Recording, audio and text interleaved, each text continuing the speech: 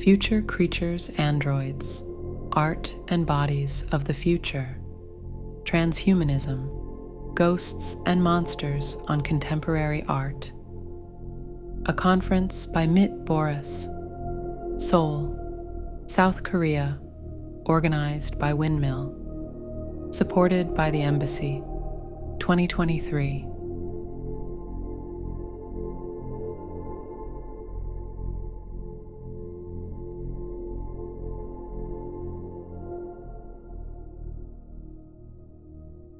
The center of focus is based on the interconnectivity between biodiversity and technological progress and the philosophical concept of adaptation as a method of surpassing categorical limits of existence. 네, 저희 이번 토크는 보라스의 진행으로 1시간 정도 진행이 될 거고요. 그리고 그 이후에 30분간 질의응답 시간을 가지도록 하겠습니다. 저희 토크는 이제 작가분께서 영어로 진행되고 왼쪽에 계신 통역사분께서 통역해줄 예정입니다. So we will be having an art talk of 1 hour approximately, and then 30 minutes for the Q&A session. The presentation will be done in English, and we'll be having Korean translation. 이번 행사는 윈드밀 주관 주최하고 스페인 국제개발협력기구 Agency for International Development Cooperation의 도움과 주한 스페인 대사관의 후원으로 마련되었습니다. So this event is organized and hosted by WINDMILL and aided by AECID, the Agency for International Development Cooperation, and sponsored by the Embassy of Spain in Korea. 저희 총 일정은 8시 반경 마무리될 예정이고요. 행사 진행 중에 화장실에 가실 분들은 저희 저쪽 엘리베이터 저편에 화장실이 이게 마련되어 있으니까 이용하시면 될 것 같습니다. Okay, then in Madrid, I created Studio K, which you will see soon, some pictures of it. It is kind of like a laboratory of media art, and we will understand soon why. Mainly, but not only, in Berlin, where I also work with a gallery that represents my work, and Front Views, who is also a collective of artists and curators in a space where we curate the work of other young digital artists. 그래서 제가 또 그 미디어 아트 레보라토리, 그 마드리드에서 케이브 스튜디오라는 스튜디오를 만들었습니다. 이따가 사진으로도 보여드릴 텐데요. 이뿐만 아니라 여기서 다양한 예술 실험들을 진행을 했고, 지금 제가 전 세계적으로 선보이는 다양한 작품들을 여기에서 발전시켰습니다. 특히나 베를린에서 이러한 작품들을 선보였는데요. 이뿐만 아니라 프론트 뷰스라는 다양한 젊은 예술가들, 큐레이터들이 구성을 하고 있는 단체에도 가입해서 활발하게 활동하고 있습니다.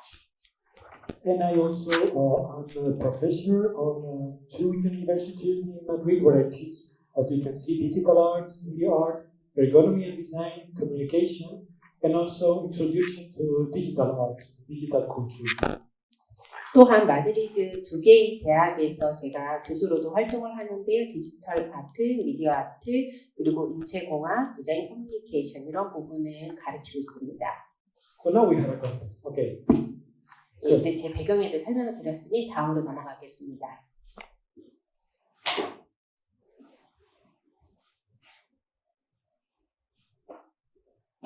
There you are, Studio K.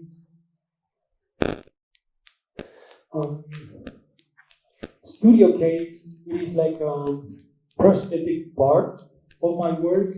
It is a space, wide, big, very clinical on this architectural design because it's influenced by my interest on anthropology and because all my work has all the time the same visual language that has to do with the deep relation with science.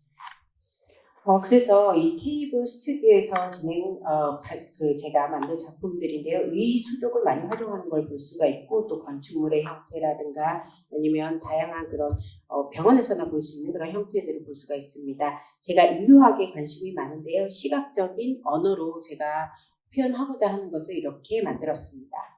The entire studio looks absolutely like a very installative space where you can see both at the same time technological elements such as robots or prosthetic body parts of the body, but also we have minerals and natural elements like bones and so on. And you can see everything displayed in different furnitures, so we can use it as a source of inspiration and elements that then appear in my pieces. 그래서 이 스튜디오 안에 보면 정말 많은 설치물들이 있는 걸 보실 수가 있는데 기술적인 요소가 있습니다. 로봇도 있고 의수족도 있습니다. 또 자연적인 요소가 있는데 광물이라든지 뼈도 있습니다. 이렇게 가구 안에 여러 가지 요소들을 전시를 해서 여기에서 영감을 받아 제 작품을 만들고 있습니다. And also there is a big digital archive that is an extension of the studio and that is mainly the result of the investigation that I do, an ongoing investigation on the topics that we're talking about and we are going to talk now: science, technology, ergonomics, and nature. 그래서 디지털 아르카이브도 이외에도 또 있는데요. 제가 이러한 말씀드린 주제로 연구 결과물을 내면 그걸 디지털 아르카이브 형태로 저장을 합니다. 이 주제로는 과학, 기술, 인체공학, 자연 등이 있습니다.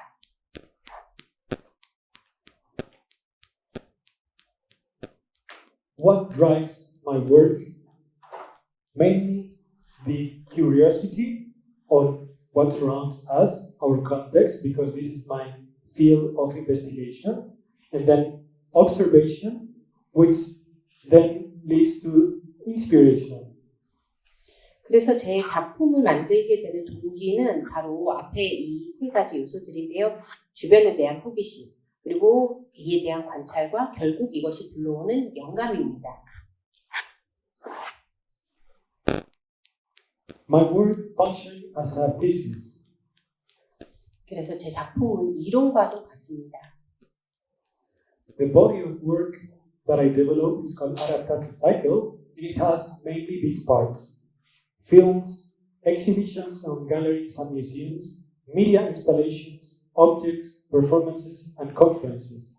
Everything under the art direction of Rachel Lamot and the music of Daniel Bacas Peralta, who are my closest collaborators. 그래서 제 작품 이론은 아답타시 사이클이라는 이 주제로 진행이 되는데요. 이 안에는 여러 영상물, 전시, 갤러리, 미디어 설치물, 사물, 공연, 강연 등이 있고요. 제가 이걸 만들 때는 레이첼 라못 아트 다이렉터와 다니엘 바카스 베랄타 음악 감독님과 함께 작업을 합니다. Adaptation is the main idea of my work and the main idea of this conference, and I explain you why. 그래서 적응이라는 것이 제 작품과 오늘 강연의 주요 아이디어인데요. You can see here some images of the body of work I mentioned. 제가 말씀드린 그 작품을 사진으로 보실 수가 있습니다. And as you can see here, the whole work is separated in those fields: films, performances, exhibitions, and digital pieces on NFTs.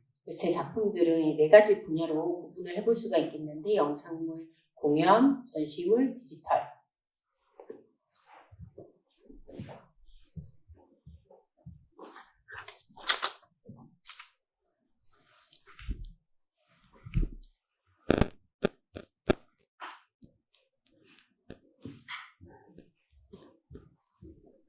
Sorry, some technical element. This is not working properly, but I'll make some signs and then it's gonna work. Okay. I'll make what sign? Something very complicated, like unreadable, or something discrete. 이 기술적인 문제가 있어서 좀 해결했습니다. Okay. Zeitgeist. That's the main concept also. That is a German word that means the spirit of our time. I think we artists, not all, of course, but I believe most of us, in the end, one way or another, are describing the spirit of our time. 자, 여기 Zeitgeist라는 것은 독일어인데요. 이것은 바로 시대의 정신이라는 뜻입니다. 예술가들이 다는 아니겠지만 대부분이 시대의 정신을 표현하기 위해서 작업을 하는 거라고 생각합니다. This zeitgeist, from my point of view, is the relation between human nature and technology. 그래서 제가 봤을 때 이 Zeitgeist라는 것은 인간과 자연과 기술 간의 연결입니다. Then, from the beginning of my career, I asked myself then, what defines us? What is the spirit of our time? 그래서 제가 예술가로 막 일하기 시작했을 때부터 우리를 정리하는 것이 무엇이고 이 시대의 정신은 무엇인가라는 질문을 많이 했습니다.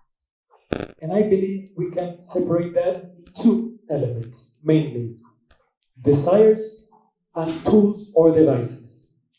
그래서 두 가지로 주로 이것을 구분을 해볼 수가 있겠는데요. 첫 번째로는 욕망인데 그 도구와 기기들이 있습니다. Let's start with the second one, tools and devices. Nowadays we can describe that as technology. 그래서 도구와 기구들이 있는데요. 오늘날 이거는 기술로도 알려져 있죠. In every period of the history, the objects, the technology we use describe the moment we are living because they are necessary in order to survive and prosper. 그래서 역사적으로 우리가 다양한 시대들을 보면 그 당시의 도구를 살펴보면 그 시대를 알 수가 있습니다. 우리가 생존하고 번영하는데 무엇을 사용했는지 알 수가 있죠. We can see here just briefly in a screenshot some of the elements that I believe are more crucial of our time. In my opinion, most of them have to do, as you can see, this is an inspiration of all my investigation. And as you can see here, most of them are related with a certain type of colors, shades, materials, and ergonomy. It has to do with softness, it has to do with the idea of elasticity and eternity. But we will go for that later. 그래서 제가 간략하게 저의 작업을 스크린샷으로 이렇게 무엇이 핵심적인지를 이 안에서 볼 수가 있습니다. 제 연구에 영감이 되기도 하죠. 어떤 색채를 쓰고 모양을 쓰고 인체 공학적인 요소를 쓰는지 그리고 그 부드러움이 표현이 되고 탄력성이 표현이 되고 이 안에서 영생도 우리가 볼 수가 있는데요. 이따가 더 자세하게 말씀드리겠습니다. Then the second element I mentioned are the desires. I think this is what describes us the best. What we fear, our concerns, our passions, our inspiration. Because the result of that is what we develop and what we do in every level that we imagine. 두 번째 요소는 바로 욕망인데요. 이 안에는 두려움, 우려, 열정, 소망이 들어가 있는데 우리가 원하는 게 이 안에 다 반영이 되어 있다고 생각을 합니다. What our desires at that moment, at our moment. I believe through my investigation that we are living in a moment where we think somehow in general that we are somehow living in the future or approaching the future. 그래서 이 시대적인 욕망, 뭐가 뭔지를 제가 연구를 했을 때 현재에는 대부분이 미래에 살고 있다. 아니면 우리가 미래에 굉장히 근접해 있다라고 생각을 한 것 같습니다.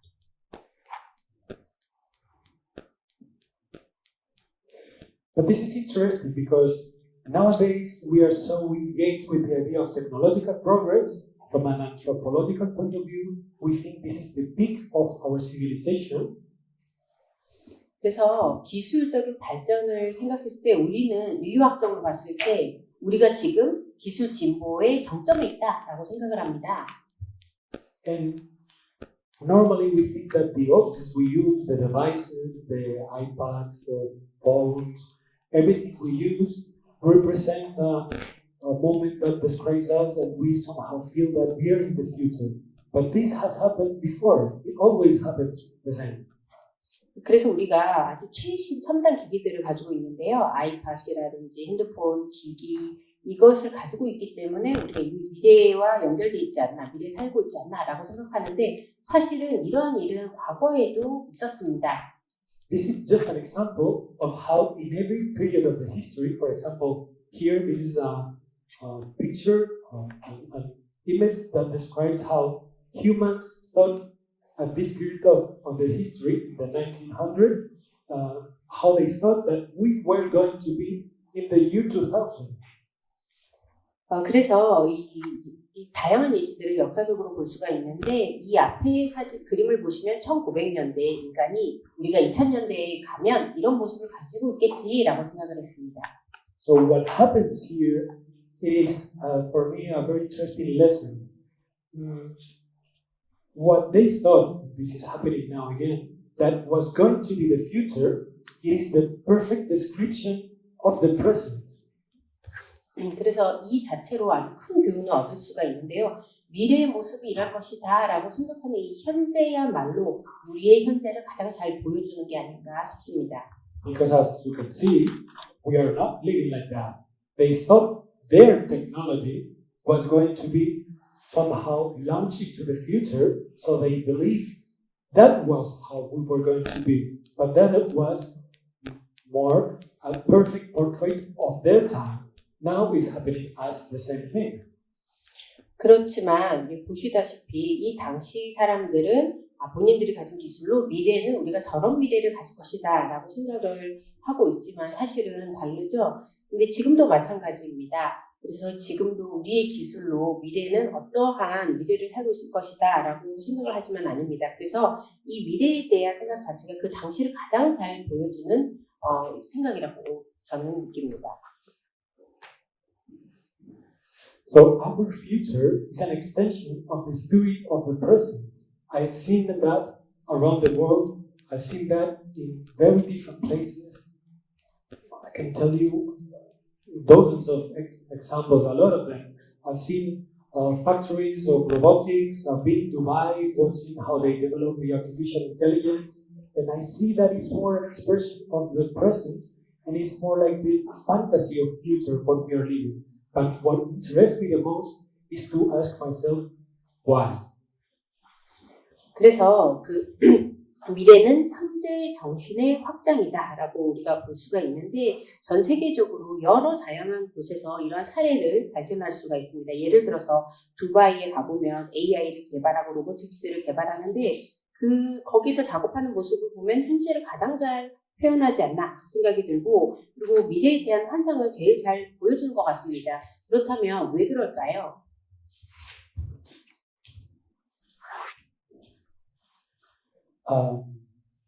To make a short, with a short description, we lived in the past, just a simple example, every period of the history, in caves. Those caves, those spaces, were the ones that describes us when we were using them, like in the Paleolithic, for example. You know? But nowadays we live, just conceptually, in this sort of soft cave, because the truth is that those are not normally the spaces we use or the spaces we live. It's just an imagination, an idealization of the future.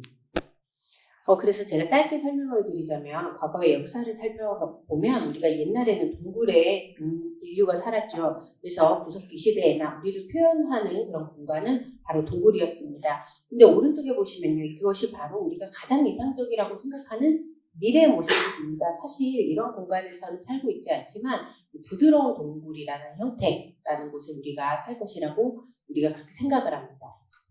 Yeah, you can see here in this space, or probably in your homes, we are still living in a very orthopedic space, not there normally, but this is just an idealization that has to do, and this is the most interesting part of it, that has to do with the idea of liquid modernity from Bauman, that could lead us to another conference, but has to do with the idea of softness, ergonomy, a tender future, something that has to do with relaxed, with gentle, and there's a reason behind that. We are approaching this moment. 그래서 여러분 지금 집을 생각해 보면요, 사실 오른쪽의 형태가 아니라 각진 형태이지 않습니까? 그렇다면 왜 이런 이미지를 떠올리게 됐을까요? 가령 예를 들어서 바우만이라는 사람이 현대적인 액체, liquid modernity라는 이야기를 했는데, 우리는 이 부드러움 그리고 인체공학적이고 굉장히 편안하고 부드럽고 이러한 것을 많이 생각을 합니다. 대체 왜 그렇게 됐을지에 대한 설명을 또 드리겠습니다. I could tell you just now as a brief break, a little experience I have where I somehow had a click and I understood the reason of my investigation and all the things we are saying now. I was in Indonesia, the island of Java, filming one of my pieces. 그래서 제가 지금 잠깐 제 경험에 대해서 좀 하나 소개해드리고 싶은 게 있는데요. 내가 왜 연구를 하게 됐는지 순간적으로 직관적으로 이해하게 된 계기가 있었습니다. 제가 인도네시아 야마라는 섬에 갔었는데요. And for my work, it's very important to film the most iconic spaces where we can capture technology, but also the most relevant spaces where you can capture nature in a very wild and savage form. And the volcano Bromo was definitely one of them. 그래서 제가 작품을 여기서 촬영을 했는데, 작품 촬영할 때는 가장 중요한 게 기술적인 요소로 보여주거나 아니면 자연적인 요소로 보여주는데, 자연적인 요소로 보여줄 때는 원시적이고 광활한 그런 모습을 보여줘야 돼서 제가 저 화산을 촬영을 했습니다.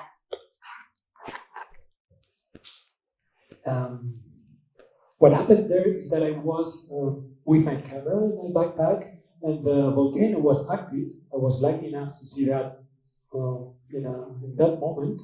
And what you could see there is that the air was unbreathable, you say. It was very toxic. And you felt immediately captured about the beauty, but the risk that it meant, and also that the volcano somehow was expressing the idea of death and life, because you could see that everything that surrounded the volcano was dead. It was covered by a sea of ashes. 그래서 제가 배낭에다가 카메라를 메고 이 화산을 촬영을 했는데 활화산이었습니다. 활화산이었기 때문에 대기가 굉장히 안 좋아서 숨쉬기가 어렵고 막 독소가 있는 것 같은 그런 느낌이 들었습니다. 그래서 하지만 동시에 제가 즉각적으로 굉장히 이 장면과 그 순간을 아름답다고 생각한 것이, 이것이 이렇게 위협적이지만 동시에 굉장히 아름답구나, 이런 느낌을 받았고요. 따라서 화산이 죽음과 생명을 동시에 표현한다 라고 볼 수가 있었습니다. 이 화산 주변에 보시면 다 뭐 이렇게 가루가 있고 다 죽어 있죠. And next to this volcano, there was a very interesting element. We cannot see it here, but it's next to this one. That it was a not active volcano that was completely covered with rich biodiversity. It was full of trees and animals and flowers. It was really beautiful. Actually, completely the opposite. There I understood it was about adaptation, the whole thing, everything that I could learn here, and everything that my work should speak about. Deep adaptation. You could see it here, and you could see it also in Dubai in a factory of prosthetic arts. Adaptation was the key word. 그래서 이 화산, 여기 사진에는 안 나왔지만 오른쪽에는 활화산이 아니라 이미 죽은 화산이 있었습니다. 거기에는 정반대의 상황을 볼 수가 있었는데, 식생이 잘 자랐고 많은 나무들과 동물들이 살아가고 있는 그 장면을 볼 수가 있었습니다. 그래서 이제 내 작품이 무엇을 대변해야 하는지를 나는 알겠다라는 생각이 들었는데요. 적응, 특히나 깊은 적응이 무엇인지 이 부분에 대해서 고민을 해야 되겠다 생각을 했고, 특히나 두바이에서도 이 수족을 만드는 그 공간에 가서도 이 적응이라는 것이 내 작품을 대변할 수 있겠구나 생각했습니다. There, next to the volcano, very little, I saw a chapel, you could say, that it was done out of the ashes of the volcano, and I get inside, it was as little as something like this, and you could see a little altar that was done with the assets as well, and you could see there some fruits that were carbonized. 그래서 그 화산 바로 옆에 아주 작은 교회가 있었는데 이 화산 가루로 만들었고 그리고 그 안에 굉장히 작았는데 그 안에 제단이 있었는데 그 위에는 약간 그 불에 다 탄 듯한 그런 과일이 놓여져 있었습니다. So I understood there that we humans feel deeply attracted, I felt there also, about the idea of eternity, of death and life, and it was very logical when you were there, because it was both beautiful and deeply risky. 그래서 이때는 인간이 무엇에 깊은 끌림을 지금 느끼게 되는가를 제가 깨달을 수가 있었어요. 여기에 갔을 때는 영생, 죽음, 그리고 삶, 이 부분이 우리 인간에게 있어서 굉장히 중요하구나라는 생각을 했고 아름다움과 동시에 굉장히 위험하다. 이 부분이 흥미로웠습니다. So adaptation, survival, symbiosis, and metamorphosis. 그래서 이 적응이라는 것은 생존과 공생과 변이죠. In the end, what I understood is that all those years investigating could be expressed in a simple way. We do somehow the same when we create a prosthetical arm that we attach to our body because we don't have that part anymore, and it functions the same and expresses the same as, for example, a tree that is in a symbiotic relation with another tree, so they help each other. What is happening there is absolutely the same. The idea of adaptation, survival. 그래서 결론적으로 보자면 제가 연구를 수년간 해오면서 제가 수년간 해왔던 연구를 간단하게 표현을 이 사진처럼 할 수가 있습니다. 의수가 왼쪽에 보이는데요. 이것을 우리 몸에 붙여서 사용을 하면 같은 기능 그리고 동일한 표현을 손과 같이 할 수가 있죠. 오른쪽에 나무도 마찬가지입니다. 이 나무가 다른 나무와 함께 공생관계를 이루면서 서로 같이 살아갈 수가 있는 것이죠. 따라서 이것으로 우리가 적응이라는 것이 참 중요하다 이런 생각을 하게 됐습니다. And there's a beautiful analogy with the way we relate with technology normally. And this is the phantom limb syndrome.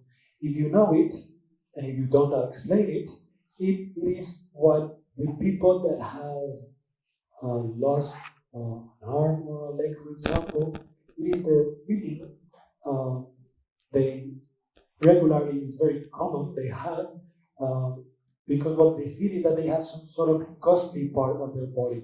They feel the part is still there, but it's not anymore. I thought this interesting element is a nice allegory of what we do, because we substitute that costly element with technology. And I think this is somehow how we relate us with technology and nature. We substitute our ancient need of connect with nature with technology. So something organic with something synthetic and technological.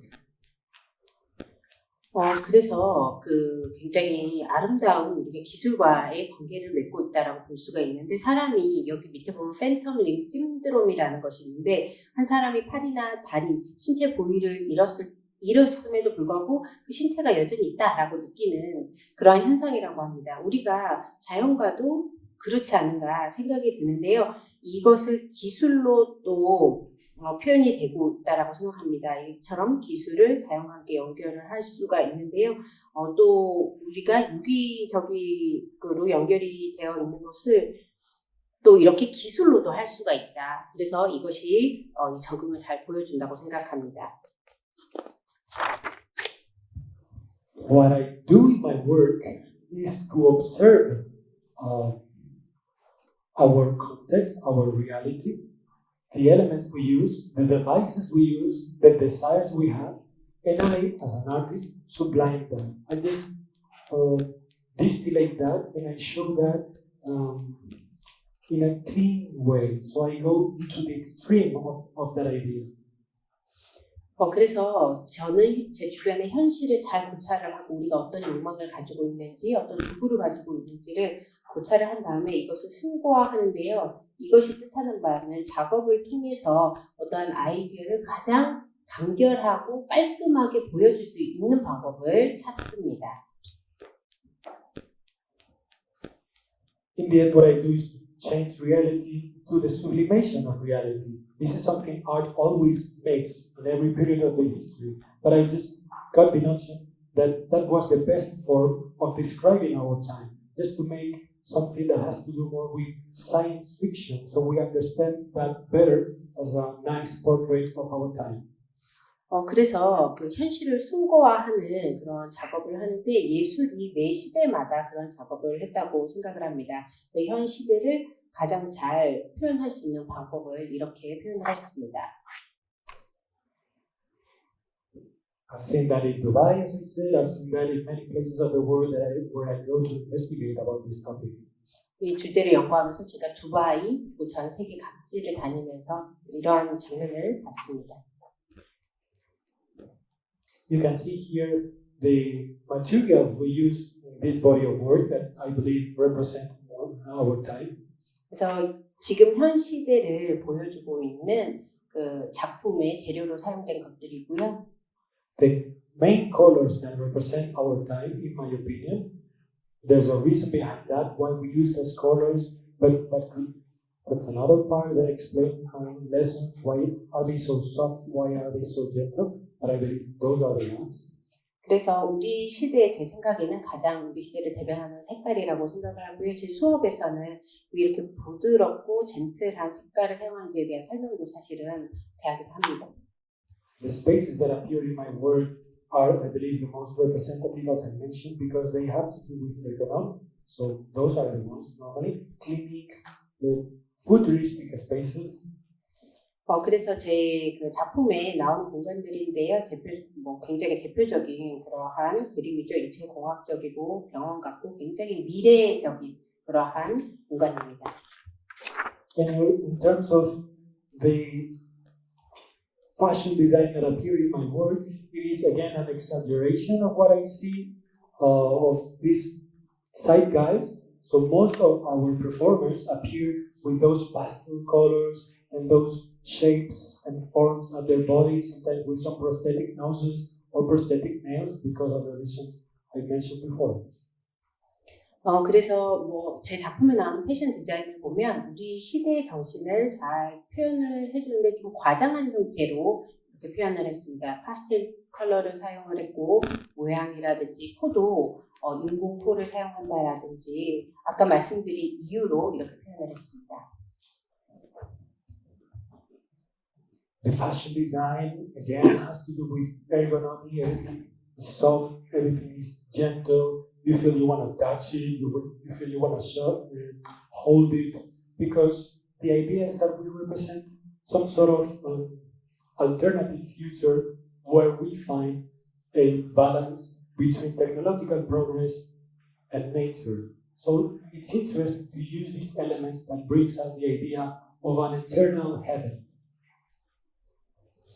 그래서 패션을 통해서 그 패션에는 인체공학적인 요소가 들어가 있는데 부드럽고 만지고 싶고 안고 싶은 그런 형태를 가지고 있습니다. 그리고 또 그 미래에 대한 대안으로 우리가 기술과 우리 자연과의 균형을 어떻게 균형을 잡을 수 있을지를 표현하는 것인데요. 우리가 생각하는 영원한 천국이란 그런 생각을 이렇게 표현을 해봤습니다. The sound design of the pieces are also related with meditation, yoga, ASMR, because of the reasons I explained. It has to do with softness, with the idea of eternal heaven. 이 사운드 디자인도 있는데요. 여기에서도 명상이라든지 요가, ASMR 다 부드러운 요소들을 사용을 해서 영원한 천국이다라는 개념을 표현을 했습니다. And this is the reason I believe it's very important for my work to be transdisciplinary, so build an alternative reality where we show through the art, music, fashion design, makeup, performances, objects, everything. So we somehow create the idea of an alternative mythology.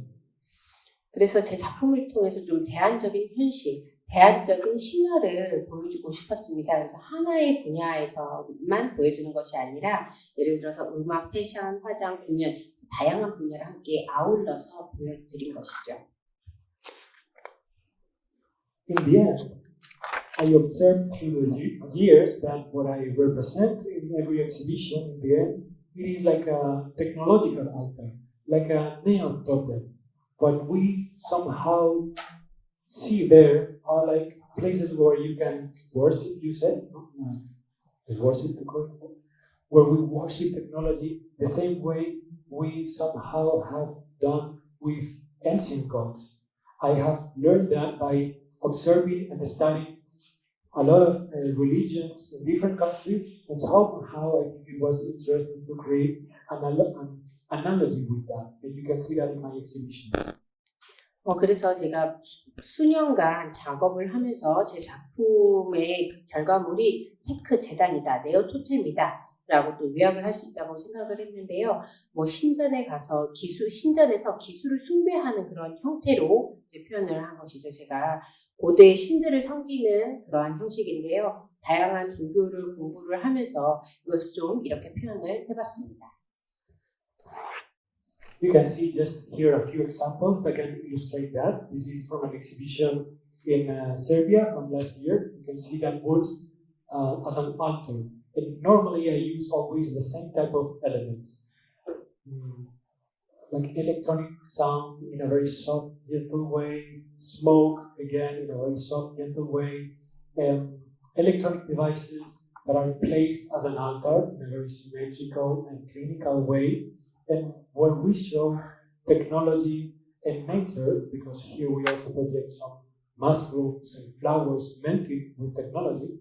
And as I was saying, you see this beautiful balance as an alternative. And people tend to observe these exhibitions as spaces where you can lay down and think and enjoy the atmosphere in a similar way as you do in a yoga session or in a church in a way. 그래서 제가 여러 가지 작품을 통해서 이러한 정신을 표현을 하고자 했는데, 세르비아에서 작년에 제가 전시한 내용입니다. 마치 재단처럼 보이는데요. 같은 요소들을 사용을 해서 이렇게 표현을 했습니다. 굉장히 기기적인 소리나 아니면 연기, 아니면 다양한 기기들을 활용을 했는데 부드러운 형태로 활용을 했습니다. 그래서 여기가 마치 신을 섬기는 재단 같은 형태를 가지고 있는데요. 굉장히 병원처럼 깔끔한 공간에서 균형을 이루는 그러한 환경을 가지고 있다는 걸 보실 수가 있고요. 여기서 기술도 나타나지만 자연도 여기에 같이 접목을 해서 버섯과 꽃도 여기 안에서 표현을 해서 아름다운 균형을 조금 만들고자 했습니다. 그래서 이 공간에 오는 관객들이 여기에서 차분하게 생각을 하고 좀 즐기고, 예를 들어서 요가를 통해서 명상을 하듯이 그런 시간을 좀 즐기도록 했습니다. So I use very frequently performers. I love performance as a language of art, and in every performance that you can see in my work, they act as they are in a perfect balance. Most of them move slowly with yoga movements or based in dance also, because they somehow represent that they understand everything, that they are in peace, in an inner peace. Somehow they are like ghosts of the future. They understand all. 그리고 제가 자주 또 퍼포먼스적인 요소들을 사용하는데요. 이 퍼포먼스를 하는 공연가들은 완벽한 균형 상태에 있는 것처럼 또 행동을 합니다. 예를 들어서 요가 자세로 나올 수도 있고요. 춤을 아주 천천히 출 수도 있고요. 마치 세상의 모든 것을 다 이해한 듯한 그러한 표현을 하면서 내부적으로 나는 온전한 평화 속에 있다라는 표현을 합니다. 이것을 바로 저는 미래의 유령이다라고 표현을 했죠. All of them be in some sort of technological spaces, and all of them in my exhibitions and the films we do are surrounded, as you have seen at the beginning, by a wonderful, beautiful nature that is in peace and not damaged by us. So we express this idea of perfect balance, of alternative future, of idealization of a heaven.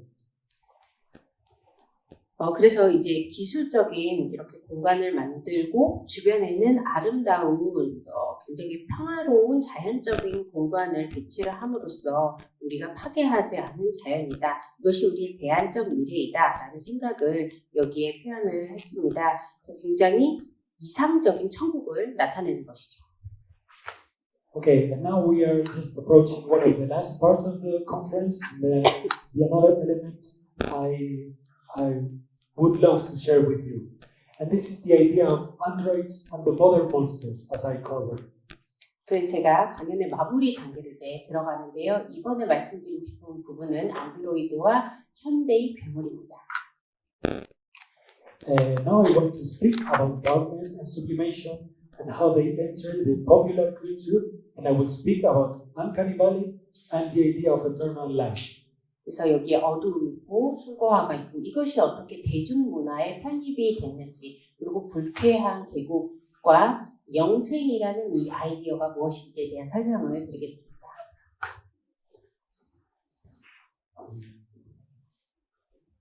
I am a fan of history and also of history of art, and I have observed that it happened in many periods of the story, especially in the romantic period, but not only, that we express, because Edmund said it very well, we express that we are deeply attracted about darkness, about the unknown. 그래서 제가 역사를 너무나 사랑하고 미술사도 굉장히 좋아하는데요. 에드문드 부르케라는 분이 말하기를 우리는 어두움과 미지의 것에 매우 큰 끌림을 받는다라고 했습니다. As I said, I have studied how we related with the unknown, with our fears and our desires through religions. And you could see that in many countries and mythologies. This is just an example of the mask of the Inuit people. You can see that we express what we fear through our ghosts and our monsters. 네, 그래서 우리가 어떻게 미지의 것과 연결이 되는지를 이 앞에서 보실 수가 있는데요. 우리가 다양한 두려움을 느끼고 욕망을 느낄 때가 많은데 그것은 여러 국가에서 보면 종교적으로, 신화적으로 많이 표현이 됩니다. 예를 들어서 이 앞에 이누이트족이 만든 가면이 왼쪽에 있는데요. 여기에는 인간이 느끼는 두려움, 그리고 인간이 가지고 있는 그 머릿속의 그 괴물을 표현을 한 가면입니다.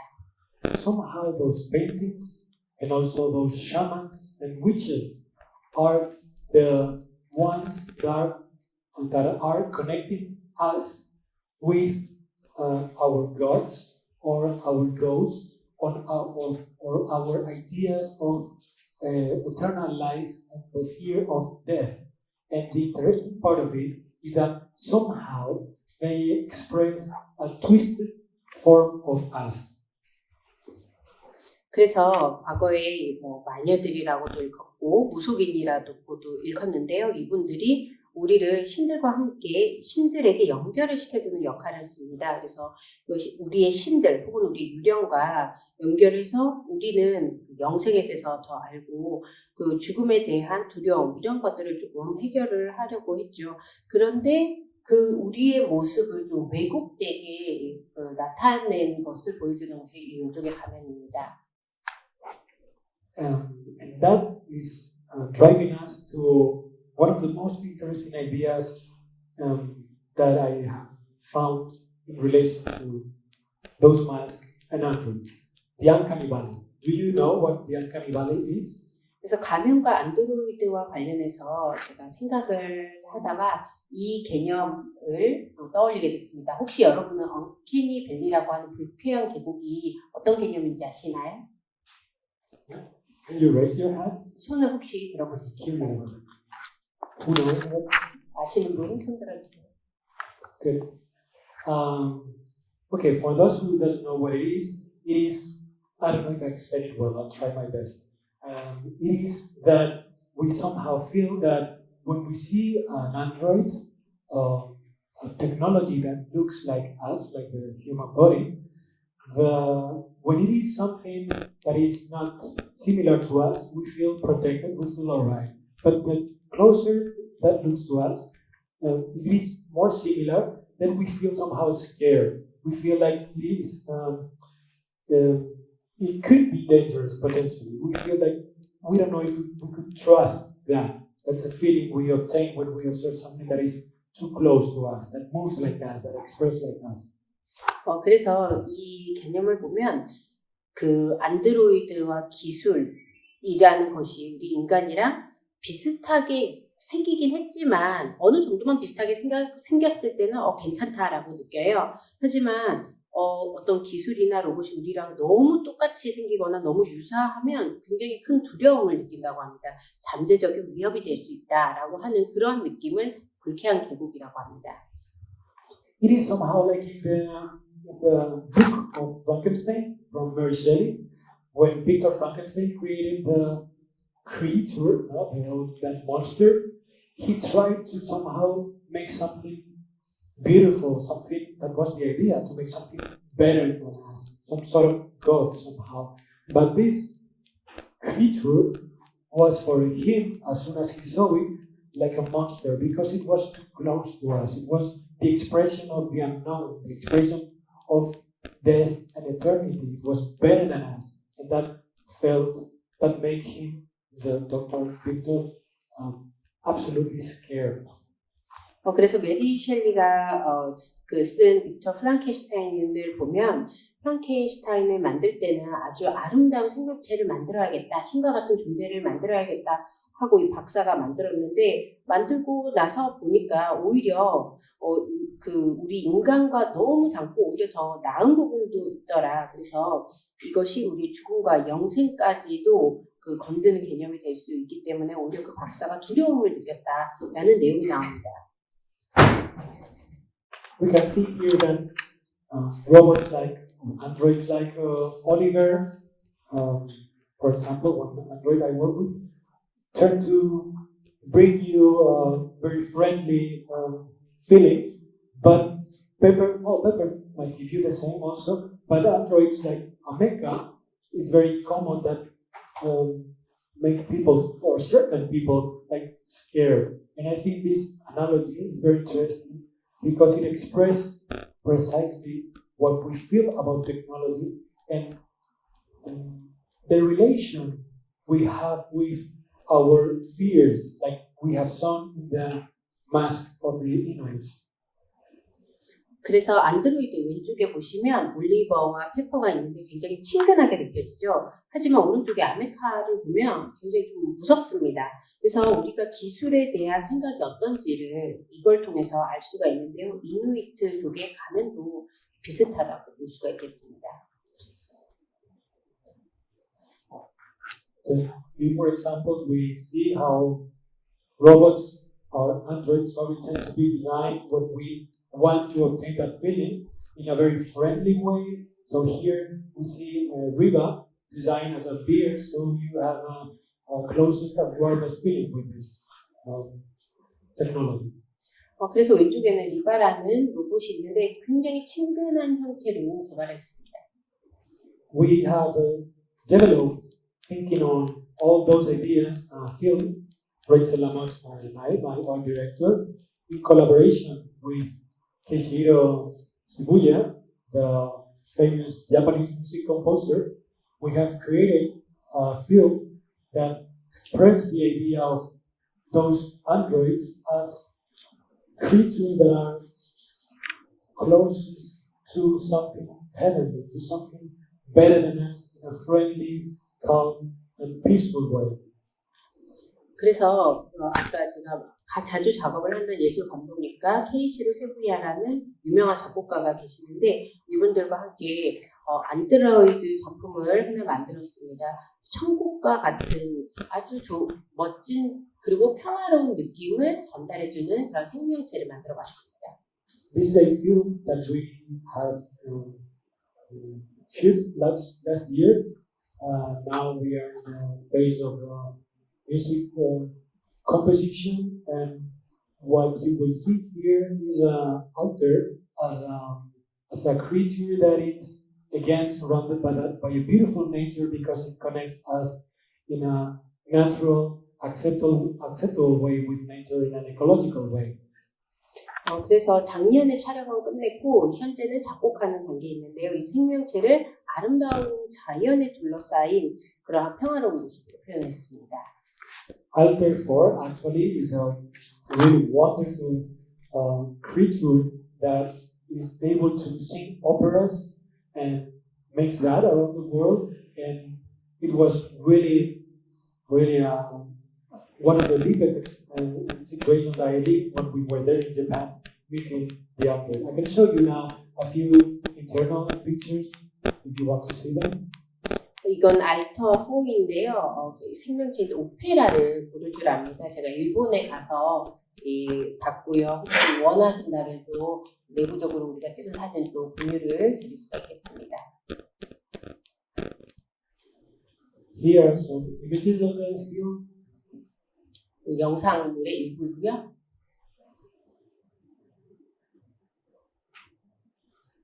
As you can see here, the backstory, the story behind the film is this relation, this analogy we see there, no? These holy elements of our ancient history in relation with a new form, mysticalized or fictional, but a new form of mythology.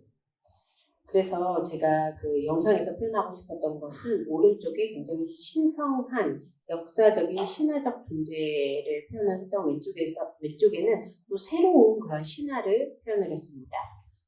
Here you can see some like private pictures of the filmation that we did in Japan, in the University of Osaka. 오사카 대학에서 우리가 촬영하는 모습을 담은 사진들입니다. We took these pictures with our mobile. Sorry, they are like not very well done. This is something familiar with this. 휴대폰으로 촬영해서 좀 전문적이진 않습니다. This is the moment, precisely the moment when we entered the laboratory, and I was touching the hand of Alter 4 for the first time. It was really something beautiful because it's soft and gentle, even childish, you could say, something really beautiful. But at the same time, the body is designed in a way that you could feel also both elements, also some sort of really the feeling of something scary at the same time. 그래서 제가 랩에 들어가자마자 이렇게 손을 이렇게 터치하는 걸 보실 수가 있는데 굉장히 아름다운 손가락, 부드럽고 만지고 싶은 그러한 손가락이었는데 대조적으로 로봇의 몸을 보면 좀 무섭죠. It is created in a very smart way, very smart, because you could see, this is one of the reasons I love Alter for the most, you could see that on purpose it is very high, and also with this metallic body, with all those shapes that are, with these forms, but the face and the hands are so friendly and so beautiful, and you have this perfect feeling, both ideas at the same time. I think it's really wonderful. 그래서 굉장히 똑똑한 그러한 작품이라고 생각합니다. 알터4를 제가 가장 좋아하는데요. 일부러 알터4는 크고 금속으로 만들고 모양을 이렇게 기괴하게 좀 만들었습니다. 하지만 이완 대조적으로 얼굴이나 손을 굉장히 친근하고 부드럽게 만들어서 사람들이 느끼는 양가 감정을 동시에 느낄 수 있도록 했습니다.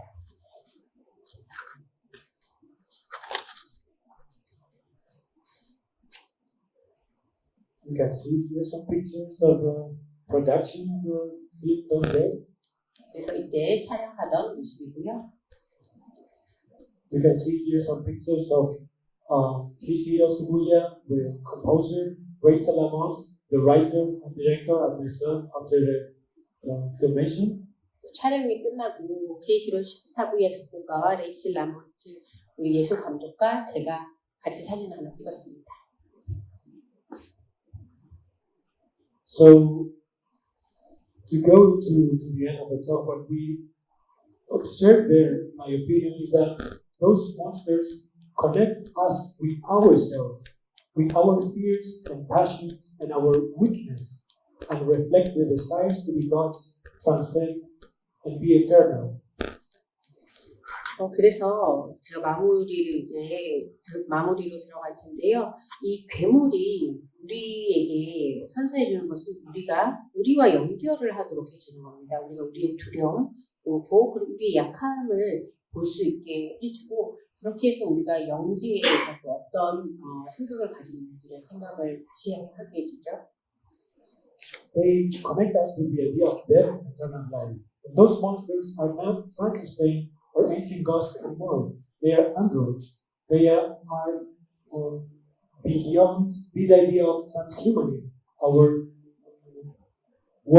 relation with technology, and the idea of transcending.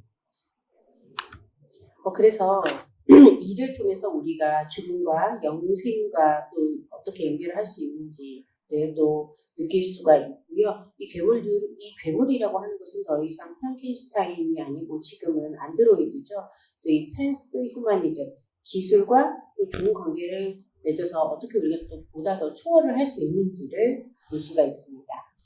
In the end, in Adaptasi Cycle, my entire body of work, the humans and performers, and the technology, the androids and the cyborgs that appear, all of them are doppelgangers. 그래서 아답타시 사이클이라는 제 작품의 결국에 보면 여기 퍼포먼스를 하는 이 전문가들과 뭐 사이보그나 아니면 기술들, 이 모든 것들은 다 도플갱어다라고 할 수가 있습니다. It is a very beautiful word, German, that describes the idea of, as you can see here, the cosmic double or evil shadow of a living person. This is what literally means, the one who walks beside. 그래서 도플갱어는 독일어인데요. 이렇게 아름답게 정의를 내릴 수가 있습니다. 유령과 같은 나의 더블이다. 아니면 살아있는 사람의 사악한 그림자다라고 표현할 수도 있지만 그 의미는 가장 아래에 보면 내 옆에 걸어가는 바로 그 사람이다. Everyone in my work is a doppelganger. They are androids, AI, cyborgs. They are our ghosts of the future, new shamans and witches. 그래서 제 작품에 나오는 모두가 도플갱어인데요. 이들은 안드로이드고 AI고 사이보그입니다. 그리고 우리 미래의 유령이고 새로운 무속인이자 마녀입니다. They are all dead and eternal. All of the androids and humans that appear are an analogy to what is somehow happening to us or the fears and desires we have. They are living forever in a heaven, a better version of this present. They know all. But minds live in peace. They are better than us in a way, just as an analogy. 그래서 여기에 제 작품에 나온 안드로이드와 인간은 모두가 죽어있고 동시에 영생을 하고 있는데요. 다 영원히 천국에 살고 현재의 더 나은 버전에서 살고 있습니다. 그리고 다들 이 사실을 알고 있죠. 그리고 평화 속에 살고 있고 우리보다 더 나은 형태를 가지고 있습니다. If you remember the story I told you at the beginning about the volcano in Indonesia, they are like the volcano. And also the volcano next to that one, no? The volcano that was toxic and dangerous, and the one that was the other one next to it that was there and also covered by life and this biodiversity. They are pure adaptation. All the elements in my work are like the volcano. 그래서 제가 초반에 말씀드렸던 인도네시아의 화산의 그 사례를 다시 한번 떠올려 볼 수가 있을 것 같아요. 활화산의 경우에는 굉장히 독성을 뿜고 있었고 위험해 보였지만 그 옆에 죽어 있었던 화산의 경우에는 생명으로 오히려 가득했죠. 그래서 제 작품에도 이를 그대로 적용을 해볼 수가 있을 것 같습니다. I would rather be a cyborg than a goddess. Just to finish the conference, is one of the sentences that I like the most from Donna Haraway, who wrote that in the Cyber Manifesto. And I think she somehow expressed way better than me what I try to say in my work. That now this is the sort of relation we have with our context, and the way we express what we want to be, but also what we fear. 그래서 그 더나 하라웨이가 사이보그 선언서라는 곳에서 그래서 이런 글을 썼습니다. 나는 여신이 되느니 사이보그가 되겠다. 제가 너무 좋아하는 얘기고 제 강연을 마무리할 수 있는 그러한 그 글이라고 생각합니다. 그래서 우리가 현재 우리의 맥락과 어떤 관계를 맺는지, 우리가 이게 무엇이 되고자 하는지 그런 부분을 다 담고 있습니다. Well, just to finish, I think we are minutes. 마지막으로 이미지를 몇 개 보여드리고 싶은데요. As I said, the best portrait I can do of the present is the true spirit of our time. What is what we fear and we desire. This is the portrait of the future we dream. An extreme, uncanny version that unifies all rights, wits, and gods with a new future myth. 그래서 제가 현재 할 수 있는 최선의 그러한 포상은 우리 시대의 진정한 정신이고 이것이 바로 우리가 두려워하고 욕망하고 원하는 것이다 라는 것을 위해서 볼 수가 있고요. 그리고 이것은 우리가 꿈꾸는 미래의 자화상이다라고 볼 수가 있습니다. 이것이 바로 굉장히 극도로 불쾌한 그러한 내용인데 오래된 그러한 관습들이나 의식들을 오래된 신들을 우리가 새로운 미래의 신화와 연결을 하는 거라고 볼 수가 있습니다. Okay, if someone is interested about this idea artistically and conceptually, you could also visit, if you're interested, the project Harmony Corp. This is visit that on the internet. There's a website where you can enter and see this some sort of institution I created where you speak about transhumanism, this balance of technology and nature. You can enter there and enjoy the films, the videos, and also some digital rooms where you can meditate and make yoga because there are sound installations and sound pieces and all related. Every piece that is there, it's about that. You can enjoy what the institution has developed about this idea. 그래서 마지막으로 이러한 제 예술 작품과 개념들에 관심 있으신 분들은 하르모니 코프라고 하는 이 웹사이트를 방문을 하셔도 좋을 것 같아요. 제가 기관을 하나 세웠는데 거기에서는 트랜스휴머니즘에 대한 주제로 기술과 자연의 균형이라는 내용을 담고 있습니다. 제가 말씀드린 부분과 비슷한데요. 여기에는 다양한 영상들이 있는데 디지털 룸이라는 곳이 또 이 안에서 있는데 거기서 요가도 할 수가 있고요. 또 어떻게 이러한 제가 말씀드린 평화로운 부분들, 균형적인 부분들을 할 수가 있는지에 대한 내용이 많이 담겨져 있습니다. I didn't mention that this is an art piece I created a couple of years ago for a gallery in London that is called Arbite Gallery. If you're interested, they have a very interesting production related to digital art. And this was presented for the gallery. 그리고 제 왼쪽에는 제가 만든 작품인데요. 몇 년 전에 런던의 알바이트 갤러리라는 곳에 디지털 아트를 선보이는 그러한 갤러리인데 제가 이 작품을 전시를 했습니다. 관심 있으신 분들 찾아보시면 좋을 것 같습니다.